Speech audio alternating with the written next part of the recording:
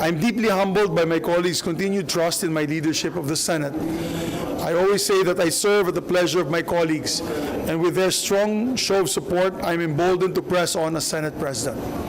I thank my fellow senators, everyone who's already signed the statement of support, as well as those who have signified intent to sign it as well. Ang suporta nilang lahat ay marka ng isang matatag na Senado, hindi natitinag ng anumang ingay at palaging nagkakaisa sa aming paglilingkod para sa bayan.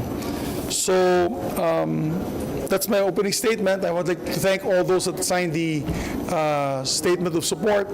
And there are more that signed. Nadagdagan po, additional 3 members, senators, and I'd like to thank Senator Bong Revilla, Senator Padilla, and Senator Jinggoy Estrada also signed together with the original 14 that has signed. Marami yatang, hindi naman ako nagpaikot niyan, yung nagpaikot niyan, mga kasamahan natin. Yung iba kasi wala, they were abroad. I believe Cheese is out of that country. And over the weekend, Senator Pia, Senator Pia Cayetano, Senator Alan Cayetano were also out of the country. So we expect more to join for their support to our presidency. But what's important is, with all these rumors taking place,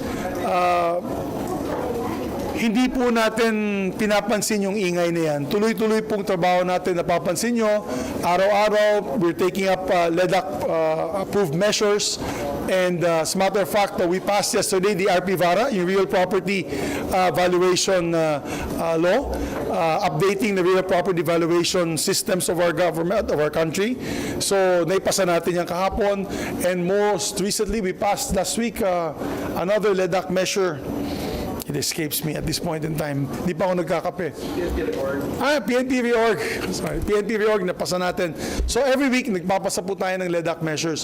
Hopefully, in the next 2 weeks, may papalabas po tayong yung FASA, yung sa anti-phishing, anti-mule, yung mga anti-scamming. Fraudulent transactions done online by our phones, by online transactions, we'll be passing that. That's also a LEDAC measure.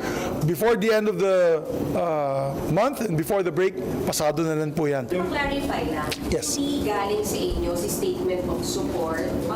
Kanino po galing and why is there a need for that, sir? Kasi lagi sinasabi, chismis lang yung po, pero bakit kailangan, sir, may statement of support? Well, maraming haka-haka, chismis na papalitan daw ako, ikukudeta daw ako, online, on mga social media sites.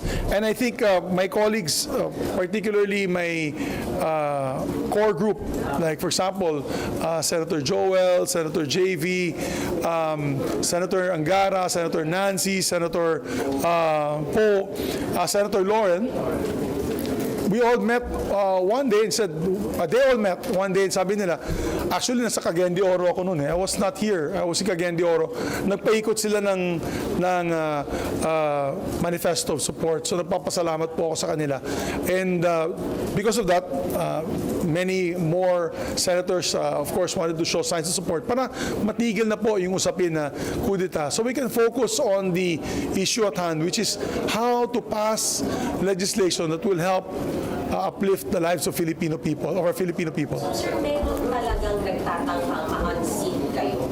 Hindi kasi puro haka-haka lang para matigil na yung haka-haka at usapin na yan, yung mga rumors na yan, ay ginawa na po nitong manifesto of support. So, I think that's very clear, and I don't really want to add fuel to the fire anymore. As far as we're concerned, that's all water, rough waters under the bridge. Let's move forward and start working together. Marami pa tayong trabaho. This is the last 2 weeks of work. Meron pa tayong 3 weeks. This week, 2 weeks na lang. So, kailangan talaga mag-double time po kami para may papasa po natin third reading itong mga bills. I always say, di ba sinasabi ko palagi, I serve at the pleasure of my colleagues. Kung hindi naman po ako effective bilang leader, then I'm ready to step down as long as the numbers show that I'm no longer effective as a leader. Pero yung mga kasama natin, nagulat sila at sabi nila, wala naman masamang ginagawa si Senator Zubiri. As a matter of fact, I'm probably the most amiable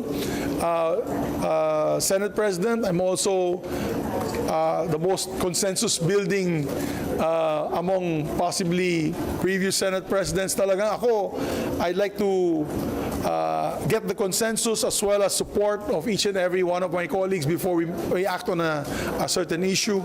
I think I've been very transparent, and even in these last few days, sabi ko nga, open book ako, pati yung mga